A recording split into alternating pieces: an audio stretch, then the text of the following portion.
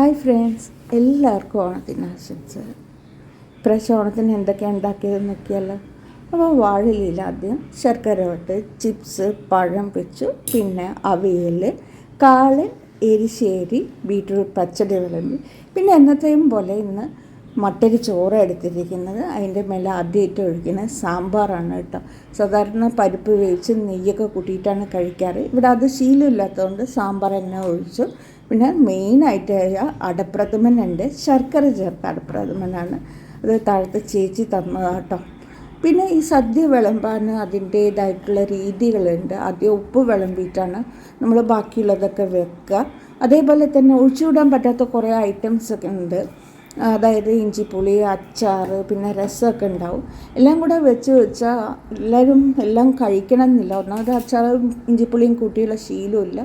അപ്പോൾ അത് വേസ്റ്റ് ആവും പറഞ്ഞിട്ട് എല്ലാവരും കഴിക്കുന്ന ഐറ്റം മാത്രമാണ് ഞാനിവിടെ ഉണ്ടാക്കിയത്. അപ്പോൾ സാമ്പാർ കൂട്ടി കഴിച്ചതിന് ശേഷം മോരാണ് എടുക്കുന്നത്. അപ്പോൾ മോരിൽ തന്നെ കറിവേപ്പില, മല്ലിയില, പച്ചമുളക്, ആവശ്യത്തിന് ഉപ്പൊക്കെ ചേർത്തിട്ട് അടിച്ചുണ്ടാക്കിയതാണ്.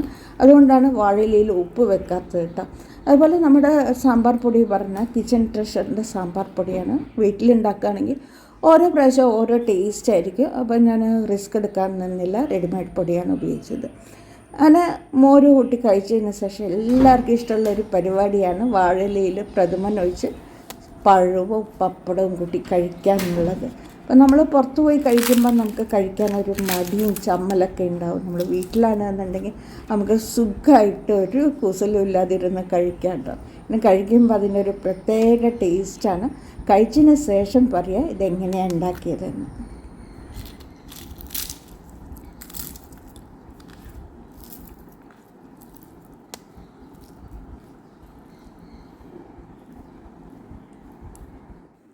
ഇന്ന് രാവിലെ എണീറ്റ് വരുമ്പോൾ തന്നെ കാണുന്ന അടപ്രഥമൻ ഉണ്ടാക്കുന്നതാണ്. അപ്പോൾ ഞാൻ ഒട്ടും സമയം കളഞ്ഞില്ല, നേരെ തലയ്ക്ക് പോയി.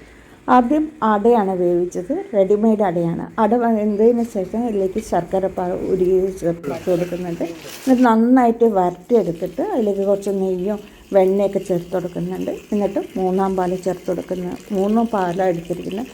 എത്ര അളവെന്നൊന്നും ചോദിക്കാൻ നിന്നില്ല കേട്ടോ. ഇത് ചേർത്ത് നന്നായിട്ട് കുറുക്കിയെടുത്തതിന് ശേഷം ഇതിലേക്ക് 2-ാം പാൽ ചേർത്ത് ഒന്നും കൂടെ നല്ലപോലെ കുറുക്കിയെടുക്കും. ഏറ്റവും അവസാനം ചേർക്കുന്നത് 1-ാം പാലാണ്. 1-ാം പാൽ ചേർത്ത് കഴിഞ്ഞാൽ അധികം തിളയ്ക്കരുത്. അപ്പോൾ അതിന് ശേഷം അവർ തീയൊക്കെ മാറ്റി വെച്ച് പിന്നെ നിറയെ ഏലക്കാപ്പൊടി ചേർത്ത് കൊടുക്കുന്നുണ്ട്. പിന്നെ അണ്ടിപ്പരിപ്പ്, മുന്തിരിയൊക്കെ ഇതിലേക്ക് വറുത്ത് ചേർക്കുന്നുണ്ട്. അത് അവർ അകത്തേക്ക് കൊണ്ടുപോയിട്ടാണ് ചെയ്യണം. അപ്പോൾ ഞാൻ ക്യാമറയും കൊണ്ട് പിന്നാലെ പോകാൻ നിന്നില്ല, നേരെ മേലേക്ക് വന്നു.